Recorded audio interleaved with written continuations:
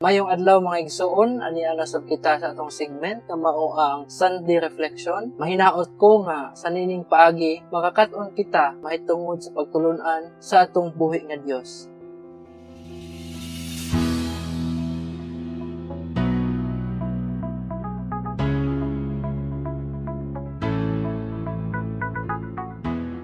Ang atong santos nga ebanghelyo kinutlo sumala sa sulat ni San Mateo kapitulo 25 bersikulo 14 ngadto sa 30.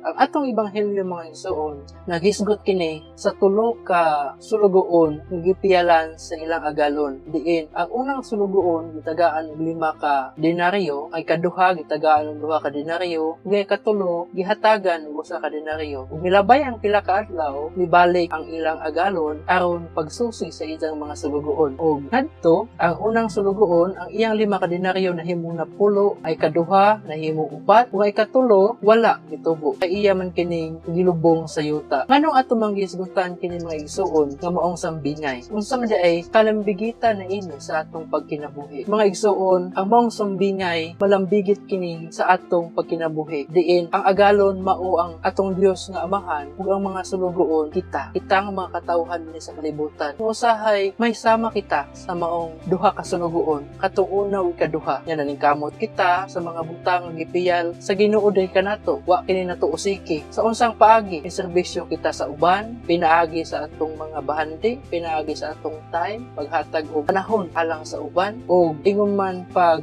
serbisyo ngadto sa uban, pinaagi sa atong lain-lain nga mga talento. O usahay pod maka ingon ta sa atong kinabuhi nga nahisama na kita sa maong sulugoon nga walay gibuhat. Nasayod kita nga ang Dios ang tinubdan sa tanan, apan wala kini nato tagai og pagtagad. Wala kini nato gitagaan og importansya. Ato lamang gilubong ang atong pagtuo, ang atong kaalam, tanan nga anaa kanato. Ato lamang kini gilubong ug wala kini nato gipalambo. Mao mga igsoon ang atong ebanghelyo karon nindot kaayo tungod kay kini nga ebanghelyo usa kini sa pamaagi isip pagpangandam alang sa atong kaluwasan. Gipahinuluman kita sa atong Ginoo nga dapat atong palambuon ang mga grasya nga iyang gihatag diri kanato, kay aron sa umaabot nga panahon kita makaangkon sa maong kahimayaan. Sa pagkatinuod mga igsuon, makaingon ta sa atong kaugalingon nga paraasa man di ay ang tanan ng nakabuot. Paraasa man day ang tanang bahandi nga naa kanako. Paraasa man di ay ang tanan nga gihatag sa Ginoo diri kanako. Usahay selfish sa atong kaugalingon ug makalimot kita kaning tanan nga gihatag sa atong Ginoo. Dili kini para sa ato kundi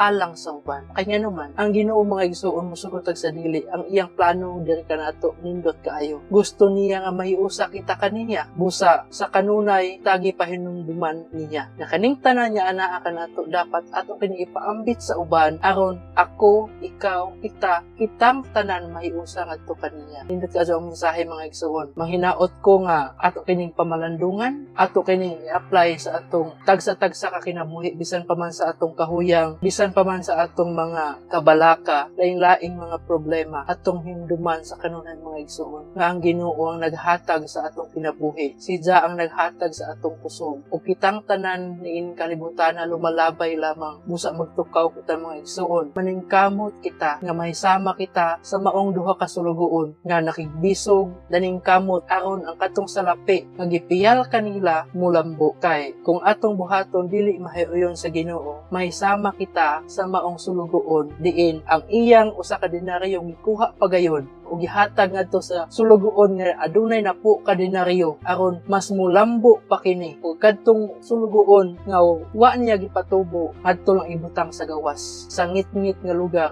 ug diin ngadto magkagut ang iyang ngipon sa kapaitan. Mao man ang consequence mga igsoon, ang consequence sa pagbuhat og dili maayo. Usahay bitaw mga igsoon, makaingon kita nga I am a hypocrite. Hipokrito kayo kung dako. Ako sa kakuling makaingon ko nga aduna jud mga panahon nga hipokrito ko. Unsa man ang hipokrito mga igsoon? Mao ni hiya ang pagbuhat or acts of contradiction of emotions or feelings. Sometimes nakahibaw kita kung unsay angay buhaton, unsay maayo apan sukuhay ang atong gibuhat. Mao man ang kasagaran mga igsoon. Pero bisan pa man manghinaot ko kita makigbisog kita nga bisan tuod dili kita takos. Paningkamot kita sa pagpangandam inubanan sa gugma sa atong Ginoo. Kay sayod kitang tanan nga dili kini nato mabuhat pinaagi sa atong kusog lamang, kundi pinaagi sa gahom sa atong Ginoo. Pinaagi sa dakong gugma ug kaluoy sa matag usa kanato. Kaya salamat mga igsoon ug karon magampo kita alang sa katapusan. Sa kalan samahan sa Anak sa Espiritu Santo. Amen. Langit no namong Dios, daghang salamat kayo Ginoo sa tanang grasya nga imong gihatag kanamo, labi na sa grasya sa kinabuhi. Ingon man sa higayon nga kami karon nakadungog sa mga pulong nga imong ipasinati kanamo. Salamat kadto Ginoo unta pinaagi sa imong dakong gugma, mahiusa kami diha kanimo pinaagi sa among pagpagandam,